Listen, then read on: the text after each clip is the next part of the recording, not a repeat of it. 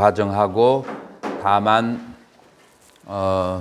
스님도 절에 있죠. 요 책은. 요 책 페이지만 제가 말씀드릴게요.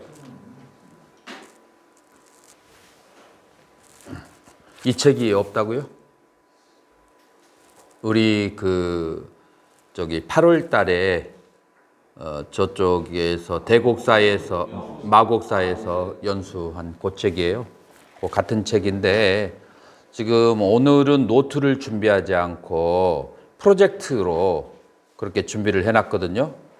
자, 그러니까 이 프로젝트를 보는데 이제 집에 가서 여러분들이 복습을 하시려고 한다면 이제 페이지 수만 가르쳐 드릴게요.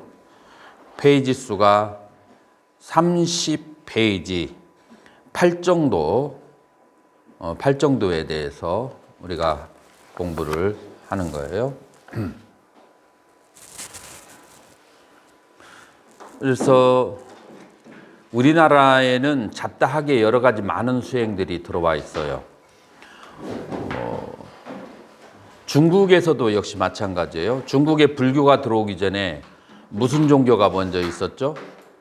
불교가 들어오기 전에 도교, 화교, 유교가 들어와 있었어요. 유교와 도교가.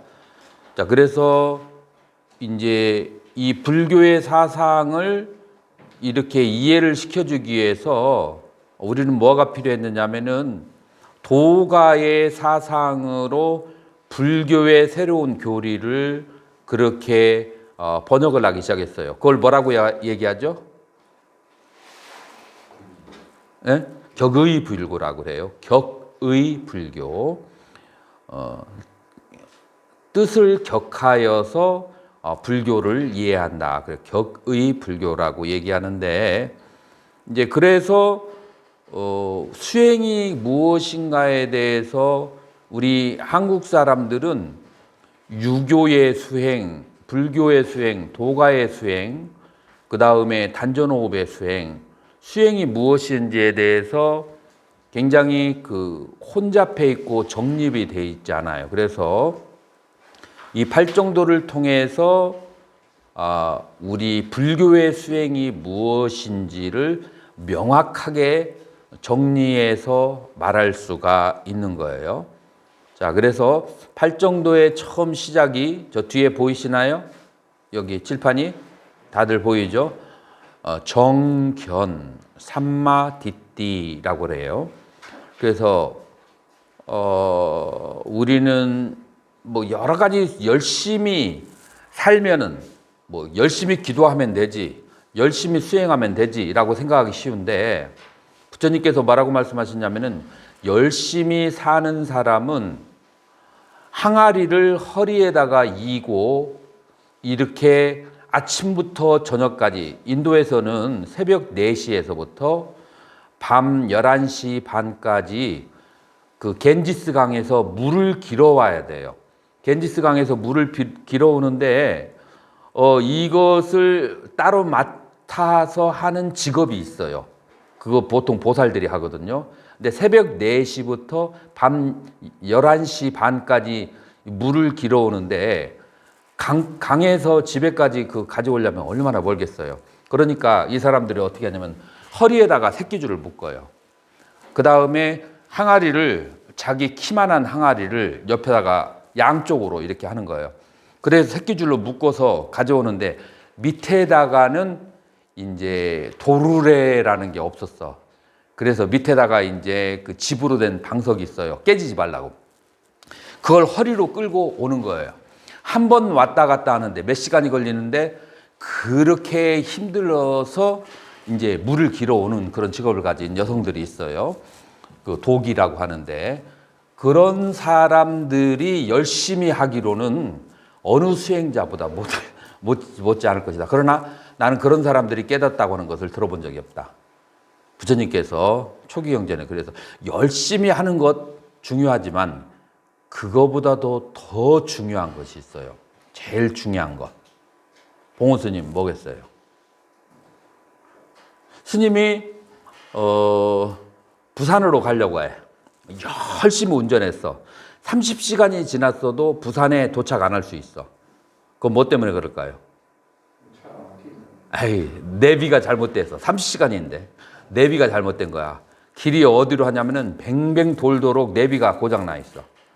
그래서 다이렉션, 그 방향이 잘못되어 있으면은 그러면은 열심히 노력해도 헛수고로 돌아가고 아니면은 못한 것만도 마도 못하게 돼요.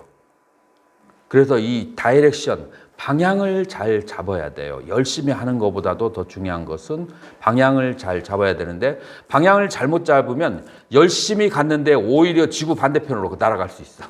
오히려 안 간 것만 못할 수가 있어요. 그래서 방향을 잘 잡는 것이 그걸 뭐라고 하냐면 정견이라고 그래요. 그래서 모든 열심히 하고 행위를 하는 데는 원인, 동기가 있어요. 그 동기 또는 욕구라고 그래요. 그것으로 인해서 사람들이 뭔가를 하는 거거든요. 그런데 보면은 뭔가를 욕망을 하고 그 다음에 뭔가를 하려고 하는 동기를, 모티브를 만드는 것이 무엇 때문인가 하면은 자기의 견해, 어떤 견해 때문에 욕망을 일으키는 거예요. 그래서 욕망 때문에 행위를 하고 욕망은 견해의 의지예요. 그러니까 어떤 견해를 갖는가에 따라서 어떤 행위를 하고 그 다음에 어떤 욕망을 일으키고 어떤 욕망을 일으킨가에 어떤 행위를 하고 그래서 견해가 첫 시발점이다. 그래서 여기에 보면은 봉호스님 여기 보이나요? 예. 행복에 대한 견해가 읽어보세요. 행복에 대한 가 바르지 않으면 행복을 원하지만 불행을 초대하게 된다. 그러므로 행복에 대한 방향 견해가 절실히 이루어집니다. 자, 그래서 어떤 사람들은 이 세상에서 행복하기를 싫어하는 사람 아무도 없어요. 그런데 실제로 이 세상에 다 행복한 사람만 있느냐 하면은 그렇지가 않아요. 그래요, 안 그래요? 그 이유는 뭐냐면은 자기가 행복이라고 믿는 것이 지혜론자가 봤을 때 불행으로 들어가는 입구인 경우가 굉장히 많아요. 그래서 눈에다가 콩깍지가 씌우는 거지. 자, 그래서 우리 그 옛날 그 어록에 보면은 어떤 얘기가 있냐면은 다음 세상에 구렁이 집으로 태어나고 구렁이로 태어나고 다음 세상에 축생으로 태어나는데 그때 이 재생 의식이 그 구렁이나 축생들을 봤을 때 뭘로 보인다고요? 아주 아름다운 집에 아주 그 아름다운 기생이 술을 따라주는 모습으로 보이기 때문에 거기에 들어간 거예요. 그 집에 들어갔는데 정신을 차려보니까 어떻게 돼요? 자기는 구렁이의 그 태를 딱 들어간 거야. 그러니까 눈에다가 콩깍지가 씌워서 그렇게 보이는 거예요. 그러니까 그게 아름답다고 그게 행복하다고 보였는데 사실은 구렁이 집이고 축생의 집인 거예요. 그래서 자기가 눈에 보이는 것이 다가 아니에요. 그대로 다 믿어버리면은 이제 안 돼요. 그래서 여기에서 바로 행복하게 사는 길이 무엇이고 불행하게 되어지는 비법이 무엇인가? 거기에 그 시발점이 뭐냐면은 바른 견해예요. 그래서 어떤 사람이 선원에서 30년, 40년 동안 수행을 했어도 견해가 바르지 않으면은 그 사람은 오히려 더 나쁜 결과를 가져올 수도 있어요. 그래서 바른 견해가 중요하다. 그래서 그 중에 이제 첫 번째가 무엇인가 하면은 오욕락을 만족시키는 것이 행복이다. 라고 요즘 이제 과학 만능주의의 그런 사회에서는 생각하는 사람들이 많아요. 그렇지만 부처님이 바라봤을 때는 남이 즐기는데 파토를 놓으려고 그런 것이 아니라 이 앞과 중간과 뒤, 현재와 과거와 미래를 잘 관찰을 해보니까 그러니까 어떻게 되느냐면은 그것은 행복이 아니고 불행의 원인이라고 그렇게 본 거예요. 그래서 오욕락을 만족시키는 것이 과연 행복인가 행복이 아닌가라고 이제 고민하고 관찰을 할 필요가 있어요. 자, 그러면은 이제 사견과 정견이라고 하는데 정견이라고 하는 것은 여기에 보이는 것처럼 삼마디띠예요. 정견이라고 하는 것은 삼마디띠고 사견은 밑자디띠라고 그렇게 얘기하죠. 그래서 정견과 사견 그리고 견해, 뒷띠 이렇게 세 가지가 있어요. 그러면 이제 사견은 무엇인가 하면은 사성제에 대한 무지 그리고 인과에 대한 불신 네 가지 잘못된 견해 사전도라고 그렇게 얘기하죠. 자, 그렇게 사견은 크게 세 가지다. 사성제에 대해서 무지한 것, 두 번째 인과에 대해서 믿지 않는 것, 세 번째로 네 가지 잘못된 견해, 이게 바로 사견이에요. 자, 그리고 이런 것들을 바로잡아주는 것이 정견이다. 그래서 이런 세 가지의 사견을 가지고 있으면 그 사람은 행복하려고 노력을 하지만 그러나 정반대의 결과, 불행이라고 하는 결과가 나오게 된다라고 하는 거예요. 자, 그래서 이게 완전한 행복을 부처님께서는 지혜로 보니까 열반이라고 보는 거예요. 그런데 열반을 성취하기 위해서는 바른 견해가 노력을 하는 것보다도 훨씬 더 선행돼야 된다는 거예요. 그래서 바른 견해가 없는 사람은 고행을 하거나 노력을 한다 할지라도 해탈과 정반대의 불행의 길로 가게 된다라고 그렇게 하는 거예요. 자, 그럼 바른 견해를 가지게 되면 그 다음에 심리적으로 연결되어지는 지점이 있어요. 자, 그러면은 바른 견해와 바르지 않은 견해를 먼저 잘 알아야 되는데, 바르지 않은 견해가 사성제에 대해서 무지하다라고 얘기했는데, 사성제에 대한 무지를 단 한마디로 뭐라고 얘기할 수 있어요? 사성제에 대한 무지. 뭐면? 아니, 단 한마디로. 동호수님, 사성제에 대한 무지, 그 평소에 그 기발한 센스를 발휘해봐. 사성제가 뭐 때문에 나오겠어? 사성제에 대한 무지를 한마디로 딱 얘기한다면 고통에 대한 무지지. 고통의 원인에 대한. 그게 한마디라고 그렇게 하는. 고통에 대한 무지, 사성제에 대한 고통에 대한 무지. 두 마디로 얘기를 한다면은 고통의 원인에 대한 무지와 그 다음에 행복의 원인에 대한 무지. 그래서 사성제라고 하는 것은 고통과 행복, 이것을 떠나서 존재하지 않는 거예요. 그리고 고통은 반드시 원인이 있다라는 그걸 믿음. 고통에는 반드시 원인이 있다. 이거를 또 한마디로 말하면 뭐라고 그래요? 인과라는 거예요. 고통에는 원인이 있고, 그 다음에 행복에는 원인이 있어요, 없어요?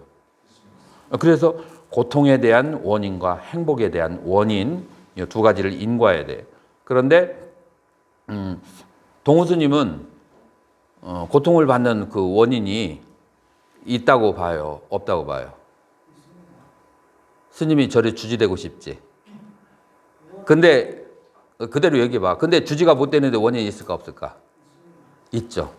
그걸 연구를 해야 돼. 그래서 멀리 갈 것이 아니라 이 현실 속에서 자기가 파악을 해야 돼요. 그래서 고통의 원인이 있고 그 다음에 행복의 원인이 있어. 그거를 파악해야 돼요. 근데 원인만 알았다고 해서 될까요? 뭐를 해야 돼요? 실천을 해야 돼. 그렇죠? 그래서 원인을 알아가지고 실천을 하는 것을 팔정도에서 뭐라고 얘기해요? 뭐가 실천이에요? 팔정도에서 실천이 되는 게 뭐가 있어? 정업, 정명, 요 세 가지가, 그 다음에 정진, 요 네 가지가 실천에 해당하는 거죠. 그래서 그런 견해를 가져야 되고 그런 견해는 반드시 실천이 따라와줘야 돼요. 그런데 그런 견해를 가지고 그런 실천을 하는데 내가 딱 동호 스님을 보니까 열심히 실천을 하고 그 다음에 그런 견해를 가졌는데 쟤는 빨리 성공하면 안 되겠어. 저 스님은. 라고 생각해서 저 스님이 성공하는 것을 가로막을 수 있을까요? 없을까요? 예를 들어서 그럴 수가. 그럼 뭐 때문에 그럴까요? 그 사람의 잠재의식 속에 있는 생각들이 뭔가 아직 성숙이 안 돼 있어. 내면적인 것, 잠재의식인 것이 성숙이 안 돼 있어. 그래서 열심히 실천을 하고 그 다음에 이해를 했다 할지라도 결과가 오지 않는데 잠재의식에 있는 것은 뭘로 다스리게 돼요? 잠재의식에 있는 것은 정념과 정정으로 다스리는 거예요. 잠재의식에 있는 것은. 그래서 우리는 정견과 그 다음에 정사유 이 두 가지를 통해서 자기의 현재의식을 다스리는 거고 자기의 그런 이제 견해를 가지고 난 다음에 그 다음에 그것이 정어, 정업, 정명,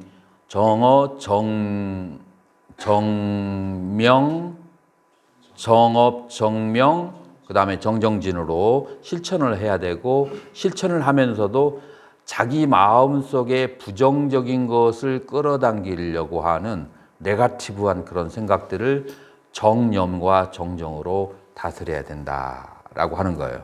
어떻게 이게 이치가 있어 보여요? 네. 이치가 있어 보여요. 그러니까 이런 팔정도를 부처님이 가르치신 거예요.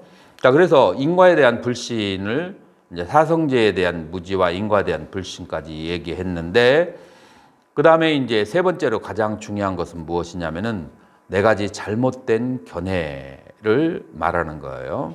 네 가지 잘못된 견해가 무엇인가 하면은 자, 봉호 스님 읽어보세요. 네 가지 잘못된 견해는 네 가지 잘못된 개념은 인생이 영원하고 즐거운 것이고 자아가 실체하고 아름다운 예상이 실체하는 믿음이다. 그러므로 바른 수행은 이 네 가지 개념에 대한 성찰로부터 시작을 해야 한다. 즐거운 느낌은 실제로 존재하는가? 아름다운 것이 실제로 존재하는가? 그러한 것이 경험하는 나가 있는가? 그러한 경험은 영원한가? 이 네 가지 질문을 요즘은 한국 불교에서 간단한 말로 얘기하면 뭐라고 그래요?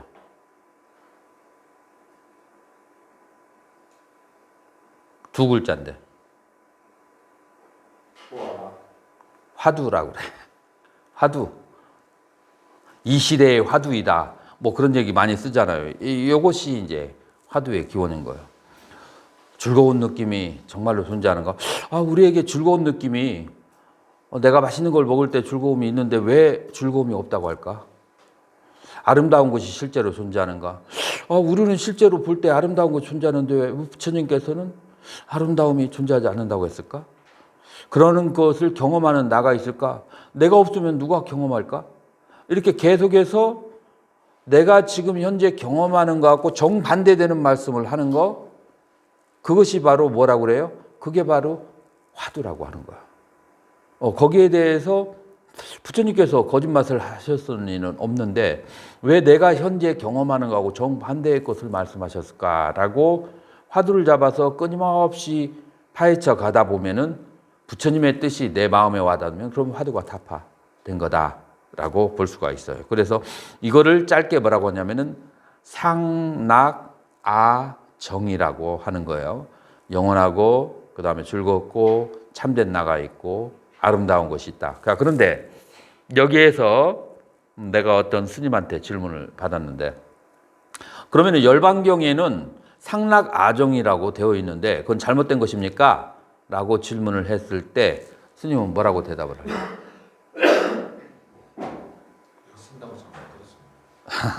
지금 여기에 뭐 쓸 것도 없어. 노트에 다 있어. 여기 30페이지 나중에 가서 다 읽어보면 돼. 지금 여기에서는 초기경전에서는 네 가지 잘못된 게 하나가 상락아정이라고 했어요. 근데 열반경에서는 열반의 상태가 상락아정이라고 했어. 그러니까 열반경에서 상락아정이라고 말한 것이 잘못됐습니까? 라고 어떤 스님이 나한테 질문을 하더라고.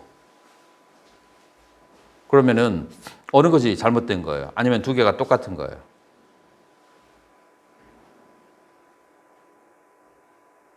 열반경에 있는 상나가정은 부처의 경지에서 네. 지금 여기에서는 무엇이에요? 중생의 세계에서 상나가정인데 중생의 세계에서 현상계에서 상나가정이 있다라고 믿는 것이고 부처님께서는 현상계를 떠난 절대계에서 상나가정을 얘기하는 거고 그래서 두 개는 서로 모순이 없어. 다시 말해서 현상계를 상나가정이라고 얘기하면 문제가 되지만 절대적인 상태를 상나가정이라고 하는 것에서는 그것은 모순될 것이 없다. 그렇죠? 그런 이제 차이가 있어요. 자, 그래서 이 상락아정이라고 하는 것이 인간에게 보이는 착각이라고 하는 거예요. 우리가 여기 선풍기에 발이 몇 개가 있어요? 5개의 발이 있잖아요. 근데 이 전원을 껐을 때에는 선풍기의 발이 5개지만 전원을 켜면은 그러면 선풍기의 그 발이 어떻게 보여요? 원으로 보이는 거예요. 중생들에게는 탐진치라는 전원을 가지고 있어. 그래서 탐진치가 있는 사람에게는 그러면은 이 선풍기의 발이 뭘로 보여요? 선풍기의 발이 원으로 보이는 거야. 탐진치라고 하는 전원을 빼버리면 그러면은 실제가 보이죠. 선풍기의 다리는 몇 개예요? 5개. 5개가 보이는 거예요. 그러니까 탐진치가 있는 중생에게 보이는 거하고 탐진치가 없는 중생에게 없는 사람에게 보이는 거하고 서로가 같아요, 달라요? 달라요. 마치 전원을 켠 선풍기하고 전원을 뺀 선풍기하고 이 선풍기의 모양이 다른 것처럼 그래서 내가 눈으로 보고 들은 것만이 다 진실은 다 아니다. 왜냐하면은 내가 보고 들은 것은 탐진치라고 하는 그런 스크린을 통해서 바라본 것이기 때문에 탐진치가 떨어진 사람이 본 진실하고는 서로가 다를 수가 있다라고 하는 거예요. 자, 그래서 이 4가지의 전도된 생각이 이 세상에서 상라가정이 이 현상계에서 무상한 세계에서 상라가정에 있다라고 하는 것은 잘못된 생각이고 이 무상한 데서 상라가정을 누리려고 하다 보니까 무슨 일이 발생해요? 거기에 이제 범죄가 발생하고 그 다음에 여러 가지 업을 짓는 현상이 발생하게 된다. 자, 그래서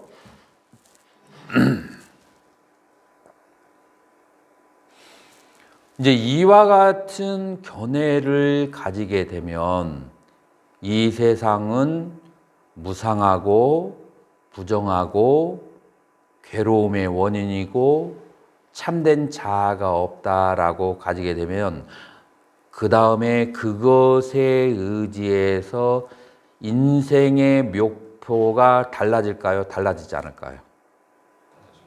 인생의 목표가 크게 2가지가 있어요. 어떻게 크게 2가지일까요?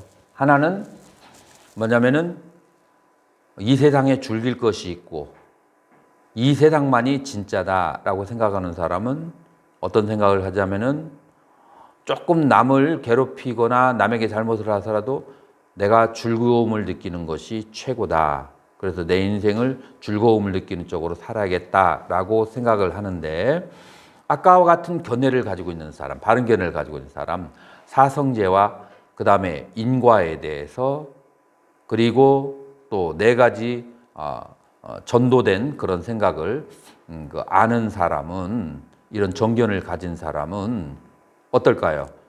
어떤 죄를 저지르더라도 업을 짓더라도 즐거움을 누리겠다는 생각을 가지게 될까요? 그런 생각을 가지지 않죠. 왜냐하면은 그것은 더 큰 괴로움을 불러다 줄 것이라고 알기 때문에. 자, 그래서 견해가 다르면 목표도 인생의 목표도 달라요. 어떤 목표냐면은 인생에 죄를 짓더라도 즐기자. 이게 하나의 목표고 또 다른 목표는 내가 즐기더라도 절대로 악업을 짓지 않아야 된다라고 하는 목표 양쪽으로 갈라지게 돼요. 자, 그래서 이제 이 바른 견해를 가지게 되면은 이제 바른 목표가 생기게 되는데 그 바른 목표 혹은 바른 생각이 무엇인가 하면은 이 욕망으로부터 멀어지는 삶. 첫 번째, 요거 이제 바른 사유예요. 그 다음에 두 번째, 남들을 해치지 않고 자기의 즐거움을 즐겨야겠다. 그래서 아비행사. 그래서 불해.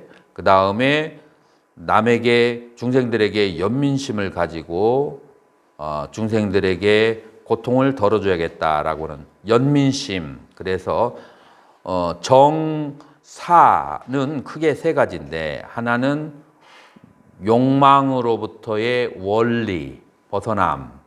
두 번째 불해 남을 해치지 않음.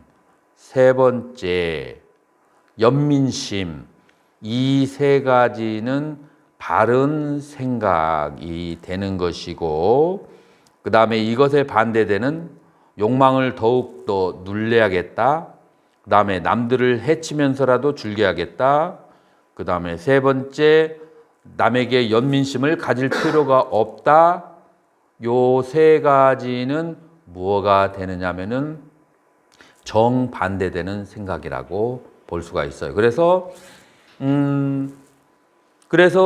첫 번째로 가는 사람은 첫 번째로 바른 견해에 의지하지 않은 사람들은 그것은 요즘에 이제 과학을 믿는 사람들 이제 그리고서 물질 만능주의의 사람들이죠. 그래서 즐거움을 이제 느끼려고 그쪽으로 사는 사람들이고 보통 현대인들이 그렇죠.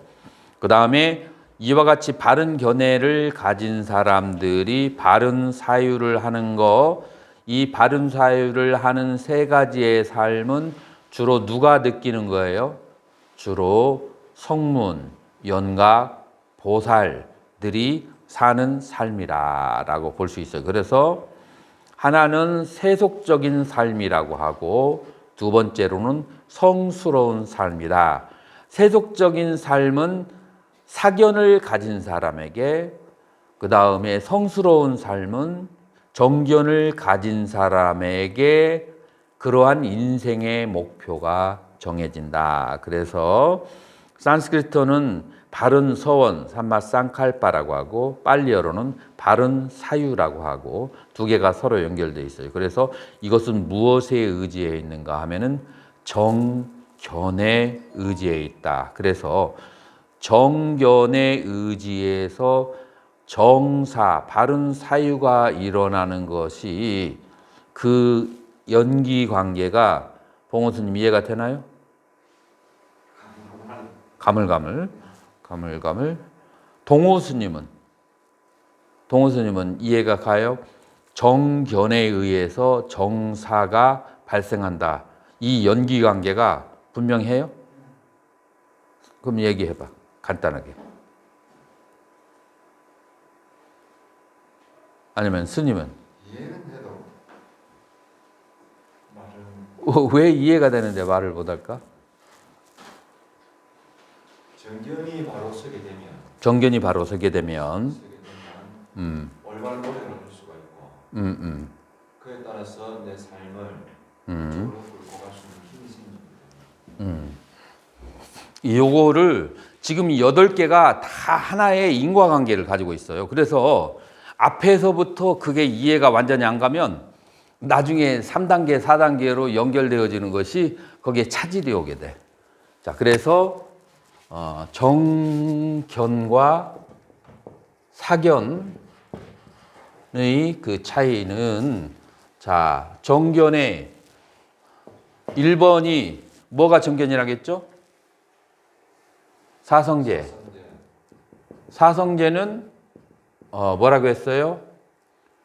고의 원인과 행복의 원인을 말하는 것이 사성제예요. 자, 그리고 2번 그 다음에 무엇이 무엇이 정견이라고 했어요? 인과. 인과. 고의 원인, 행복의 원인, 이게 바로 인과예요. 그죠? 그러니까 사성제는 바로 인과를 말하는 거예요. 요게 봉호 스님 이해가 돼요? 아까 지금 교수님 저기 사견이라고 그러잖아요. 아니 이건 정견이지. 아니 그 사견에서 아까 이게 그 사견제와 사성제를 믿지 않으면 그러면 사견이지. 믿지 않으면 그래서 사성제에 대해서 불신, 믿지 않으면 사견이고, 인과를 믿지 않으면 사견. 묻지 않으면은 사견이고, 믿으면 나오고 같이 인과를 믿으면, 자, 거기 헷갈리지. 자 그래서 인과를 믿는 것, 그 다음에 인과를 불신하는 것, 그 다음에 세 번째가 뭐라겠죠? 사전도죠. 사전도가 뭐냐면은 무상한 것을 항상한 것으로, 그 다음에 괴로운 것을 즐거움으로, 그 다음에 부정한 것을 그 다음에 그냥 부정이라고 했다. 부정한 것을, 아름답지 않은 것을 아름다운 것. 이것은 아름다움이라고 그렇게 생각하면 돼요. 추한 것을 아름다운 것으로, 그 다음에 무아인 것을 진화라고 하는 것. 요것이 네 가지의 전도다. 이해가 갔어요, 봉호 스님? 예. 무상한 것을 영원한 것으로, 괴로운 것을 즐거움으로, 추한 것을 아름다운 것으로, 무아인 것을 진화로 착각하는 것을 사전도라고 하는데, 사전도를 벗어버린 것인 정견이고, 사전도를 소유하면 그러면은 사견이다. 자, 여기까지 이해가 안 된 거 있으면 질문해 주세요. 여기서 조금이라도 이해가 안 되면 그거 완전히 정리를 해야 돼. 완전히 이해 갔어요, 봉호 스님? 조금이라도 이해가 안 가는 거 얘기를 해야 돼. 그러면 그 내가 잘못된 개념에서 무상한가 아닌가 저걸 그러면 어떻게 해요? 무상한 것인가 무상하지 않은가를 어떻게 아느냐? 관찰을 해봐야지. 관찰을 해보면 알 수 있지. 그러니까 나에게 잘 해준 사람이 계속 관찰을 해보니까 몇 년 지나서 조건이 달라니까 나에게 잘못해주지 않더라. 그 다음에 내가 가지고 있는 친구들이 내가 돈이 있을 때는 가깝게 오더니 그러나 돈이 사라지니까 그러니까 친구들이 멀리 가더라. 이건 무상한 거예요, 영원한 거예요? 무상한 거지. 그래서 생활 속에서 관찰을 해야 돼. 이렇게 생활 속에서 이렇게 관찰을 해보면 다 알 수가 있는 거예요. 자, 스님이 좋아하는 게 과거에 출가하기 전에 뭐가 있었어요? 좀 안 좋은 음식 가운데서 술, 담배, 출가하기 전에 술. 자, 그래서 술을 먹을 때는 이게 내 몸에 해롭다, 나를 죽일 것이다 라고 생각하고 먹어요? 그때는 맛있게 먹어요? 아무 생각. 그때는 맛있게 먹어. 아무 생각 없지 않아.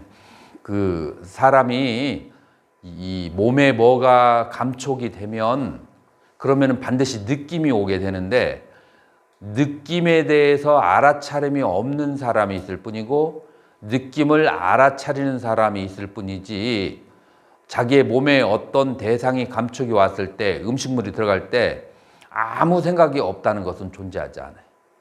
그것은 알아차리지 못했다는 얘기라. 그래서 아무 생각이 있을 수가 없어요. 알아차리지 못했는데 술 먹을 때는 뭔가 좋으니까 먹었잖아 말이에요. 그런데 나중에 스님의 위장하고 그 다음에 여러 가지 장기관에 고통이 오는 것을 느껴요, 안 느껴요? 느끼죠.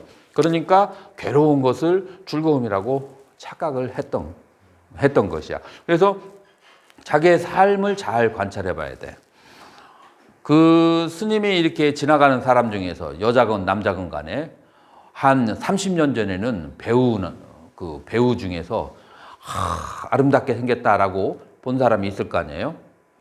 자, 그런데 30년 지나서 딱 보니까 내가 그 달라이라마 그 공부하러 한 10년 전에 다름살라에 갔는데 그 중에 장미화라고 우리 옛날에 우리 때는 한참 안녕하세요 하면서 굉장히 유명한 가수가 있어요. 아름다운 가수가 있었는데 거기에 공부하는 스님이나 사람들이 자기를 알아주지 않아. 그러니까 막 일어서서 저 한국에서 예전에 굉장히 유명한 가수였는데 막 해도 아무도 알아주지 않아요. 근데 누가 알아봤어요? 내가 알아봤어.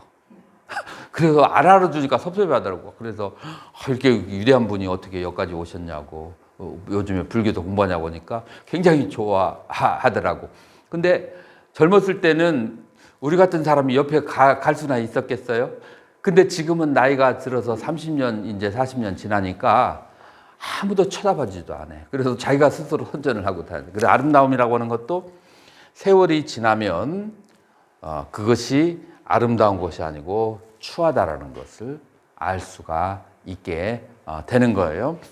그 다음에 이제 무아라고 하는 것도 자기의 마음을 계속해서 관찰해 보면은 알 수 있는데 이것은 정념과 정전을 할 때 이렇게 볼 수 있어요. 그래서 요 네 가지는 보통 중생들이 착각하고 있는 거예요. 착각하고 있는 건데 성자가 되면은 이것을 바르게 알 수 있는데 어떻게 바르게 알 수 있냐면 무상하고 고이고 부정하고 무아라고 하는 것을 알 수가 있는 거예요. 이거는 이제 수행을 한 사람에게만 보이고 요거는 이제 보통 중생들에게 보이는 거다라고 하는 거예요. 그래서 요것에 의해서 이 사견에 의해서 우리는 인생의 목표가 결정지어지게 되는 거예요. 인생의 목표가 어떻게 결정지어지냐면은 이런 사견을 사성제를 믿지 않고 인과를 믿지 않으면은 그러면은 인생의 목표가 어떻게 되냐면은 즐거움과 돈,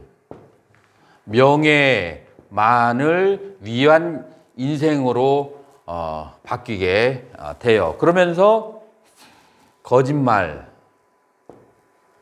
도둑질, 그리고 사기를 조금 치더라도 그래도 이것을 획득해야 된다라고 인생의 목표가 결정되는 거예요. 그 이해가 돼야 안 돼요? 되죠. 근데 인생의 목표가 정견을 가지고 있는 사람은 요거는 이제 사견이고 정견을 가지고 있는 사람은 고통과 행복의 원인과 인과에 대해서 믿는 사람이 거짓말과 그 다음에 도둑질과 사기를 쳐서라도 이것을 얻으려고 할까요? 안 할까요? 안 하게 되죠. 그 이유는 뭐예요? 이유는 실제로 그 순간에는 이게 있는 것 같지만 길게 쳐다보니까 이것들이 전부 다 괴로움을 일으키는 원인이 되고 행복을 가져다 주지 않는다는 것을 알게 되는 거예요. 인과를 믿는 사람에게. 그래서 이 정견을 가진 사람에게는 이제 정사가 발생하는데 어떻게 해야 행복하다고 느껴지냐면은 첫 번째 어떻게 하게 돼요? 오용락을 줄임.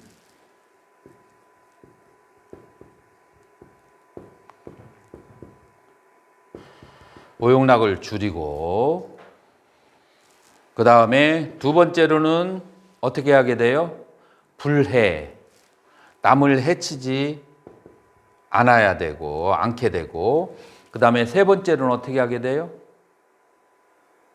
세 번째로는 연민심, 까루나. 이런 것을 가져야만 행복해지고 이런 것을 가지면은 불행한다는 것을 이 정견에 의해서 알게 되는 거예요. 그래서 정견을 가진 사람은 정사를 하게 되고 사견을 가지게 된 사람은 이제 삿된 목표, 그 다음에 바른 목표를 가지게 돼요. 그래서 오용락을 줄이고 해 끼치지 않고 연민심